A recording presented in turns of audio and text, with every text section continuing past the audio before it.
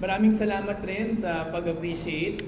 Of course, na when I arrived here in GCF Rizal, for those people who have little clue or baka kakarating nyo lang, I was also on the way out. Nag-file na po ako ng resignation noon. At palipad na po dapat kami ng pamilya ko sa ibang bansa. Pero iba ang plano ng Panginoon. At both your leaders and I have discerned na eto ang ating kailangang gawin sa paglilingkod sa Panginoon. Also, kanina maraming salamat rin doon sa mga nag-lead ng singing dahil sobrang sakto ng mga napiling songs para sa message natin ngayong umaga. For those also who have attended for the first time, we are in the series on the life of King Saul, The Rise and Fall of a Heart, ang title ng ating series. But for our message today at ating binasa kanina, allow me to introduce that sermon first, or that passage first. Tayo mga Pilipino, pagod na tayo sa kahihintay, no? Lahat na lang, traffic, lahat ng tanggapan, mahaba ang pila. Kaya minsan, we feel na may license na nga tayo dumiskarte. Mag-shortcut, gumawa ng paraan para mas lumuwag o mas dumali yung buhay natin. In our heads, I'll fix it myself. Perhaps God understands naman. Kasi ito na nga yung patakaran ng bayan namin. Didiskartihan ko na lang to. And to someone na nakapaghintay na or naghihintay, you know what I mean? Nakakapagod. Lalo na pag naghihintay ka sa Panginoon, tapos yung sagot niya is silence. Di mo nga alam saan pupunta eh. Maybe God forgot you. Niisip mo. So, didiskartihan ko na lang. I'll find a way. Walang nangyayari. So siguro naman matutuwa si Lord na ginamit ko yung utak ko sa sitwasyong to. Kasi tahimik siya. And mga iba, gumagawa ng bargain. O sige Lord, gagawin ko na to. Pag ni-reward mo, pag sinagot mo, then ibig sabihin, will mo. Pag hindi mo ginawa, then ibig sabihin, mali, hindi mo loob. So, didiretso na ako kahit hindi ko alam yung will mo, didiretso na ako. I'll find a way. Didiskarte. And then, kunyari sa church, na-hurt ka. Nagkaroon ng issues, you have deeper wounds, lipat ka ng church immediately, you throw yourselves into another ministry quickly, not always because healed ka na, but really because you don't want to feel left out. Parang, I'll fix this spiritual dryness myself. I'll take matters into my own hands. I'll ministry my way out of my brokenness. Siguro naman matutuwa si Lord. Nagsuserve na nga ako ulit eh. O kunyari, nagkaroon ng hurt sa family. Ang gagawin ko, mag-work ako harder para wala na silang masabi sa akin. Ang gagawin ko, magsuserve ako better para wala silang masasabi sa akin. I'll solve this problem myself. Siguro naman, Lord, matutuwa ka kasi sinisilbihin ko nga yung pamilya ko kaya ako ginagawa to eh. Alam niyo kung ano nangyayari sa lahat ng kinuwento ko? Control na nagtatago sa ilalim ng relihiyosidad. It sounds religious, di ba? Para kay Lord, para sa iba. But what it really is I'll fix it myself. What it really is a shortcut. What it really is avoiding the issue, skirting around the problem, avoiding the hard conversations, avoiding the hurt, going to work, going to ministry, going to discarte, going to things you can control, so somehow you can survive. Today you name it as it is. It's not faith, it's control. And you control because you have fear. And speaking of fear is a powerful emotion. Psychologically, pag natatakot ka, nasi-threaten yung control, tumataas yung cortisol mo. Yung stress hormone ng katawan. And a psychologist named Langer said na kahit nga illusion of control lang, kahit hindi talaga control, magkaroon ka lang ng illusion ng control, bumababa na yung stress mo. So, what humans will do is you either fix it yourself or you will seek help from God or from others. But dahil seeking from God sometimes becomes so metaphorical and seeking from others ay nakakahiya, we often find ourselves fixing it, solving it, didiskartehan ko na lang on my own. At dahil ganun yung habit natin, we should be worried, we should be warned today, because in the narrative that we just read a while ago, Saul decided to fix it himself, and ang result, it costed his kingship. Imagine, sa kanya dapat yung line ng blessing ng Panginoon. It costed his kingship simply because diniskartehan niya on his own. And that should capture your attention, because you and I know that we have that tendency to also fix it myself. So, for us to better grasp yung message ng Panginoon in this passage, we will ask ourselves 3 questions. Why is fear so dangerous when we're called to obey? Second, why is partial or self-justified obedience in the eyes of God still obedience? And pangatlo, anong gusto ni Lord instead? So let's start with the first question. So si Saul and yung anak niya, they were fresh out of victory kalaban ng Philistine. And if you could remember, a week, kalaban Ammonites, panalo rin sila. So Saul has like something going on. Nananalo siya. Panalo, winning streak. And then, yung Philistines, they decided to regather.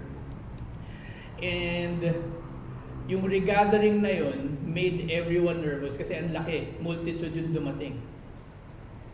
Ang effect, nagtago sila. When the men of Israel saw they were in trouble, tago, lahat ng pwedeng taguan, cisterns. Yung iba, tumakas na. Jordan, other side of the river, pumunta na dun sa malayo para hindi na sila madamay dun sa gera. And anong sinabi ni Saul? Hindi pa dumadating si Samuel. Gusto ko ng labanan itong mga taong to. 7 days na, wala pa rin siya. I'll fix it myself. Bring the burnt offering here and the peace offerings. Ako na ang prophet, ako na ang gagawa nito. Let me investigate that a bit. Kasi like what I said in the introduction, when fear strikes, there's a study, a masteral study in DLSU of young adults. And the research question was, why do some people not ask for help? You know, pag meron silang mental health issue. Pag meron silang pinagdadaanan, why do young adults not ask for help when they need it? Clearly, they know they need it. And the pinakaunang reason is because, or findings, after researching and studying 460 plus young adults, ang pinakauna is because they're avoiding the stigma ng community. People will say that I look weak. Helpless. Filipinos will say, hindi marunong dumiskarte yung anak ko. Kaya nga ayaw lumapit sa magulang kasi yun yung sasabihin. Yan lang. Sabihin. Pattern that with hiya, yung kultura natin na hiya, that communal stigma becomes a narrative to oneself. Nagiging personal stigma. Yung young adult na nagsasabi sa sarili niya, nakakahiya naman pag wala kang gawin. Dumiskarte ka on your own. You see, fear is powerful. patterned pa with hiya. It pushes you into action, pero not necessarily right action. But because we can't stand appearing idle, we can't stand appearing weak, we scramble to cover ourselves. We do something, anything just to silence the fear. And going back to Saul, the fear of being abandoned, kasi umalis na yung mga tao eh. Yung kasama na lang niya, yung mga sundalo niya. If yung mga sundalo niya umalis rin, paano? Is he still a king kung wala na siyang soldiers? The threat of losing soldier is a threat of his position and his power as well. It will mean he had no control of the situation.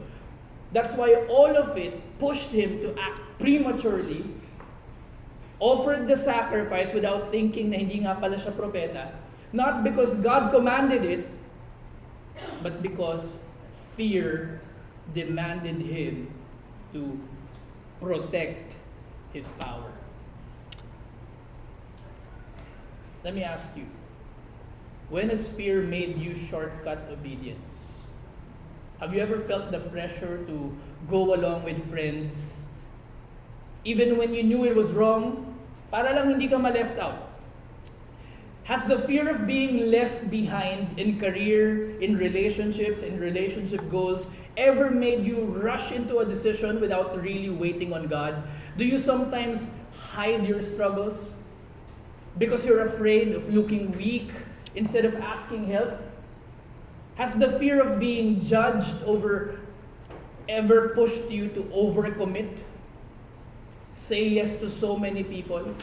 Have you ever chased financial security so hard out of fear of failing your family that you neglected the spiritual leadership at home and now you're licensed to cut corners? Has the fear of losing control in family ever made you step ahead instead of partnering in trust and support? Do you sometimes fear becoming irrelevant and try to hold on to influence that you have instead of humbly mentoring the younger ones in church and in your work? Do you sometimes fear becoming irrelevant and try to hold on to that influence as long as you could? Have you ever softened the truth? Avoided hard conversations because you might lose a member, a growth group, a child? Have you ever bent the rules, bent the law at work, kept silent about something because you feared losing your job? Has the fear of failure in your business ever pushed you to make decisions that compromised your convictions, your ethics? Do you sometimes fear instability in our nation so much that you put your trust in strong men or quick fixes instead of the God way of slow, steady discipleship work? Have you stayed quiet about your faith in family reunions, convictions around barkada, out of fear of conflict?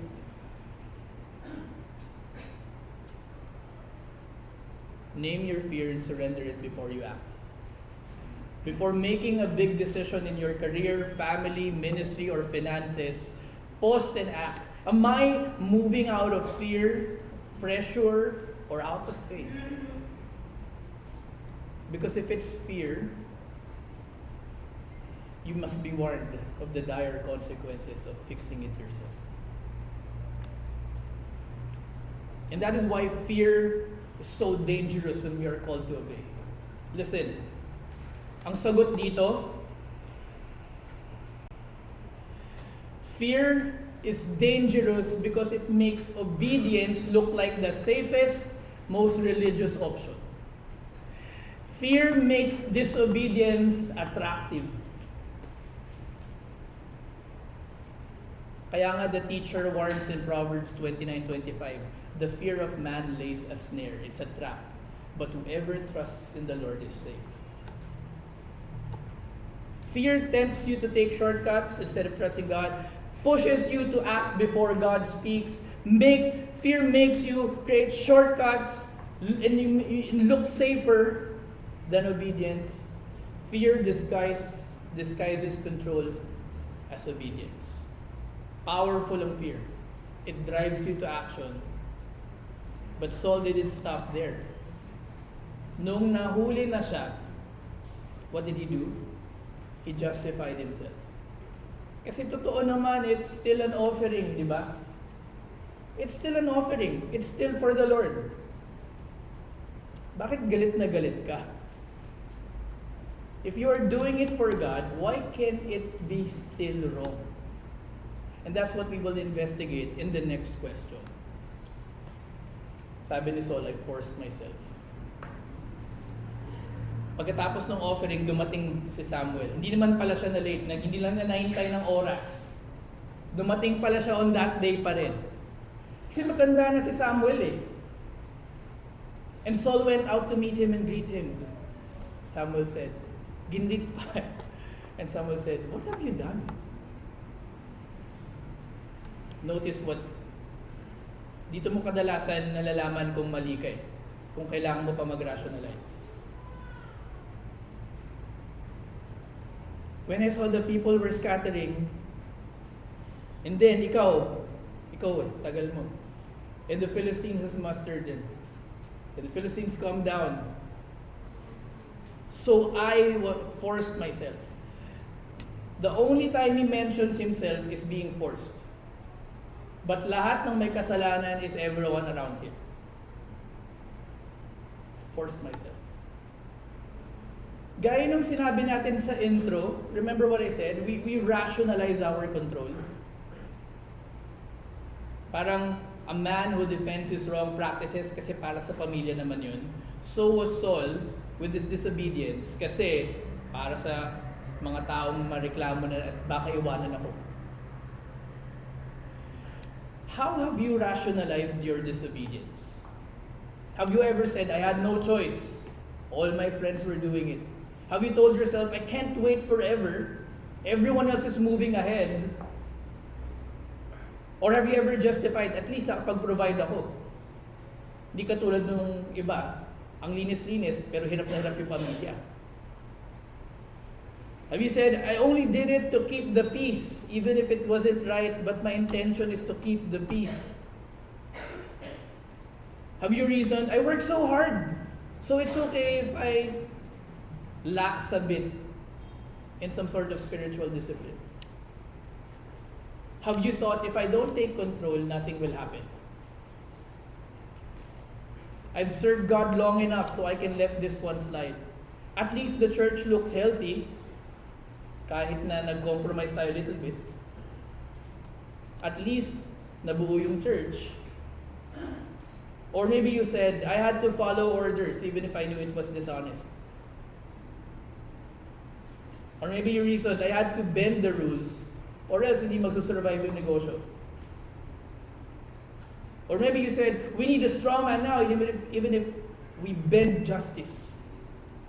Have you told yourself better to stay silent instead of having a conflict? Stop justifying partial obedience. Confess it and choose to obey fully. Partial obedience sa mata ng Panginoon is still disobedience because ang hinahanap ni Lord, full surrender, not excuses. Kaya nga sabi ni James, so whoever knows the right thing to do and fails to do it, for him it is sin. Sa Tagalog, kung alam mong mali, hindi mo sinolusyonan, kasalanan yun. And that is why partial or self-justified obedience is still disobedience, because it's not really obedience at all. It's fear of people dressed up as obedience. Again, like what I said a while ago, or what the wise man said in Proverbs 29:25, the fear of man lays a snare, but whoever trusts in the Lord is safe. Paul, Galatians 1:10, for I am now seeking the approval of man, or am I seeking the approval of God? Am I trying to please man? If I were still trying to please man, I would not be a servant of Christ. Napaka black and white kay Paul. Kung tao ang gusto ko i-please, hindi ko sineserve si God. So ano yung dinidesire ni God instead? If fearful shortcuts fail, partial or self-justified obedience is still disobedience, then anong hinahanap ni Lord sa akin? Anong hinahanap ni Lord sa'yo? And that's where verse 13 to 15 enlightens us. Samuel said, "You have done foolishly. You have not kept the command of the Lord your God with which He commanded you. For then the Lord would have established your kingdom over Israel forever. But now your kingdom shall not continue. The Lord has sought out a man after His own heart." Anong ibig sabihin din? If we were purely based in this narrative, anong ibig sabihin ng the Lord has sought out a man after His own heart? If we will just observe context, if this is a rebuke to Saul, then it's the opposite of Saul. Do you follow? If ito ang rebuke ni God kay Saul, then hindi siya ganito, di ba? Then you have a clue kung ano ang man after his own heart. The opposite of Saul. Saul was a man for the people. A people's champion, di ba? Pinaglaban siya na siya yung maging hari. It sounds good, di ba? Until you realize that it is an idolatry of people and a rejection of God's kingship. God longs for a man who, in context, fears Him more than men. Kaya nga paulit-ulit niyang sinabing, you have not kept command.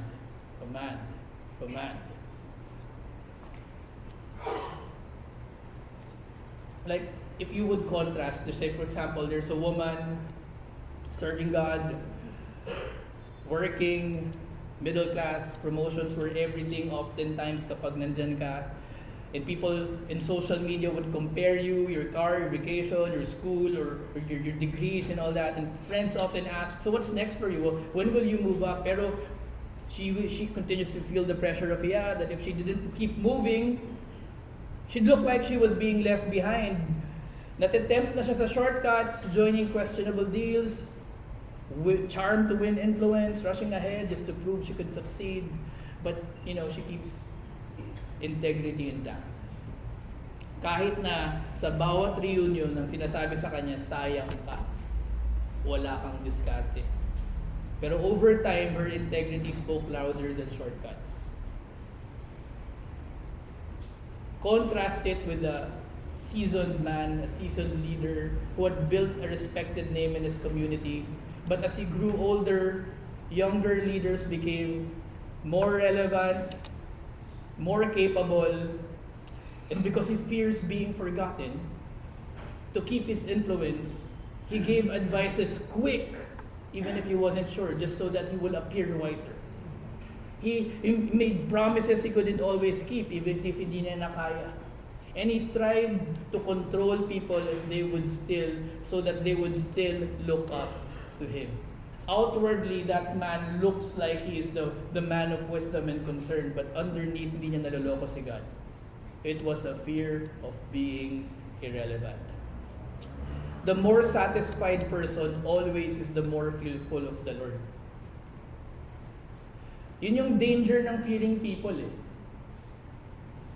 Because people will never be pleased. Ang Panginoon na broken and contrite heart, yung kinanta natin kanina, yun lang ang hinihingi niya. And you are already welcome in His presence. So let me ask you, what causes us to fear everyone except for God? Mas nagiging worried na ba tayo about what your classmates, your office mates would say? Are we more afraid of missing out than of drifting from God? Do we fear more being seen as weak more than being found faithful by God? Do you stress more about disappointing people than disobeying the laws of God? Are you more afraid of failing financially than failing to lead spiritually? Do you fear losing control at home more than losing intimacy with God? Do you fear being forgotten by people more than being faithful before God? Are you more afraid of losing members' approval than losing God's favor? Do you fear the boss's opinion about you in the evaluation time more than God's command to be honest and to have integrity and to be excellent? Are you more afraid of market laws than moral laws before God? Do we fear unstable governments more than dishonoring God's justice? Do you fear family conflict more than you fear compromising your witness? Shift your fear. Stop fearing people. Start fearing God. Si Lord ang naglagay ng fear sa puso ng tao. Pero, ang pagkakamali ni Saul, ibinigay niya yung fear na yon sa mali. Ang commandment ng Lord, ang fear sa kanya. And the promise, again, of what I keep on repeating, Proverbs 29:25. The fear of the Lord, the fear of man lays a snare. Notice the juxtaposition. Parallelism. Pagpatungo kay Lord, ang fear become trust. Trust in the Lord is safe. Quickly, maybe you'll be asking, sige, paano ko malalaman yung approval ni Lord? Here are a few things, oftentimes, that people do in prayer, in motives, in decisions, and in surrender. And these are 4 questions that you can ask yourself. Ipopost ko na lang yan mamaya sa GC. Kung hindi pa kayo member ng GC ng GCF Rizal, subtle plug, sumali na po kayo doon. Doon po tayo nagkakaroon ng announcements. So again, 3 questions. What does God desire and said? And the answer, God desires a heart that fears Him, fully trusts Him more than the world, more than people. God desires faith, not fearful shortcuts. God desires trust and surrender, not excuses. God desires reverence that waits, not religion that scrambles. But I'd be remiss if I skirt around the remarkable irony if one views Saul in light of Jesus Christ. Kasi, grabe. Ito yung parang eureka moment nung nag-aaral ako. Si Saul offered sacrifice because of fear of man. Si Christ offered Himself as a sacrifice in perfect obedience to God so we can fear no evil. Saul, yung sacrifice niya rejected. Jesus Christ, siya rejected, sacrificed Himself so we will no longer be rejected. And nawala yung kingdom kay Saul, but Jesus Christ, rejected here, reigning forever. Saul pleased people, lost kingdom. Jesus, rejected here, reigns forever. Saul's rejected sacrifice points to Christ, the rejected king whose sacrifice makes us accepted. The king whose sacrifice was turned away ultimately lost his kingdom. The king with a capital K who faced rejection willingly gave his life so that we might be accepted and embraced within his everlasting kingdom. The rejected king for our eternal acceptance. Saul couldn't bear the idea of being rejected by his men, and every time we choose people and ourselves over God, you and I are like Saul too, justifying, rationalizing, masking our desire for autonomy and control as something religious and for God. Meanwhile, Jesus let Himself be rejected so you and I can forever be accepted. The passage says, He was crushed for us. His death is our forgiveness. Chastisement that brought us peace. His rejection for the cancellation of our rift between God. Shalom with the Lord. Rejection of men kay Christ brought shalom between you and God. And by His wounds, with His wounds, we are healed. His blood, His death, our life. Rejected for our rejection, accepted in Him. The king whose sacrifice was rejected lost his kingdom. But the king who was himself rejected gave his life so that we could be accepted into his eternal kingdom. And this is the invitation today. Stop scrambling for people's approval.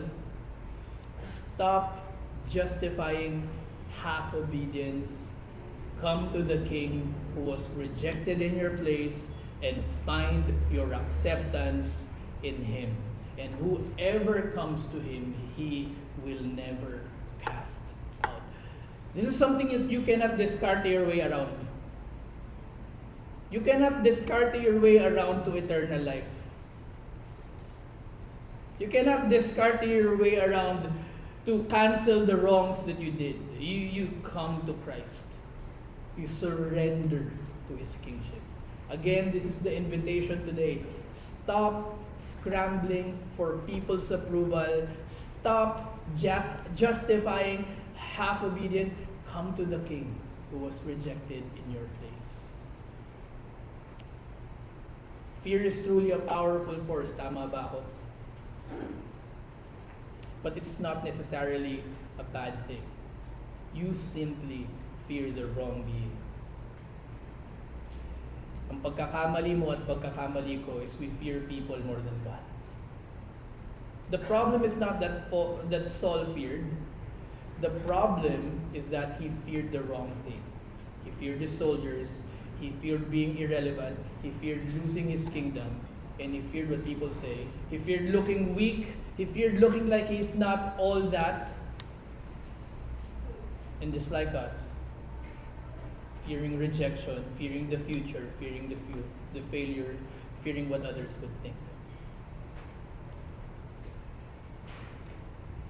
Let me remind you that this is what you forget. Fearing God is the most freeing thing you can do in your life. Hindi siya shackling.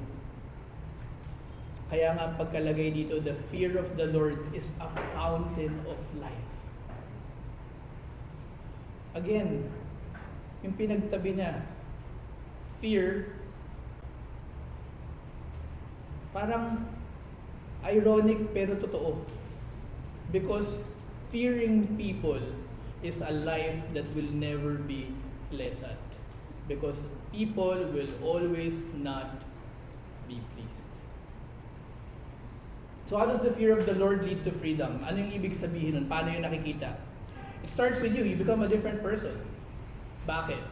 Imagine yourself, you no longer scramble to impress people. May quiet courage ka kapag ganun ka. You go into a room, you don't feel like you have to defend yourself, and you can be authentic, you can be friendly, you can talk to anyone. You're not in an exhausting cycle of performance. No more panic over opinions of people. You become a listener, you become learners. You just want to understand. And if kinontradict ka, you become thankful because you become better, you learn. Kesa someone na mahihiritan lang, galit na sa mundo. Sino yung talo? Yung taong yun. Why fear man when you are precious to the Maker of the Lord? Kahit sino kaya mong kausapin eye to eye. And imagine it will be a different family. I imagine if you all fear God, if I fear God, we will be in different families altogether. A home where decisions aren't about saving face. Lagi kasing yun yung number one eh. Pag nag-decide yung family, wag yan, nakakahiya. Why are we keeping up appearances? Instead of honoring God. Wag yan, hindi nakaka-honor kay God. Parents, you model integrity. Parents, you model forgiveness. And parents, hindi mo pwedsahin tumanaw ng utang na loob yung anak mo para maging ganun din sila. They would see generosity in you simply because invested ka in their spiritual life and growth.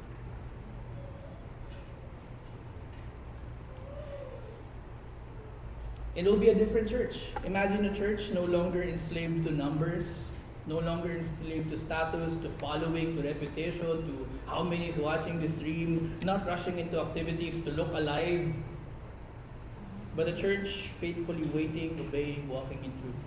A church free from masks, healed from church hurt, because what matters is not pleasing people but honoring God. And if we continue over and over and over, then it may even be a different nation. Imagine a people who no longer place their hope in politicians' approval or public opinion, but in the fear of the Lord. Leaders act with integrity, citizens pursue justice, and the nation walks humbly with God, freed from fear of man, empowered by reverence of God. Yun yung point, that the fear of the Lord is a fountain of life. It is the way that you want to live. And this only can happen when we surrender. So if I may summarize the key takeaways. Obedience is better than shortcut. Kanina, I challenge you to name your fears, and I challenge you to trust God's timing. Second, partial obedience is still disobedience. Kaya ang challenge is to choose full surrender. And if you are plagued with a repetitive habit of fearing others, the solution is to fear God. Come to Christ. Remember, you're not alone. Christ empowers and delights in you. Embrace this every day. Preach it to yourself. Hindi ko na kailangan i-earn yung favor ng lahat na makakaharap ko today. And then watch yourself simply becoming a giver in every relationship you have. To Him be glory now and forever. Amen. So as we go to our breakout groups, I challenge you to converse about these 3 questions. In groups of 3 to 4, can we all now stand up? And afterwards, I'll be back for the benediction. Enjoy your conversations.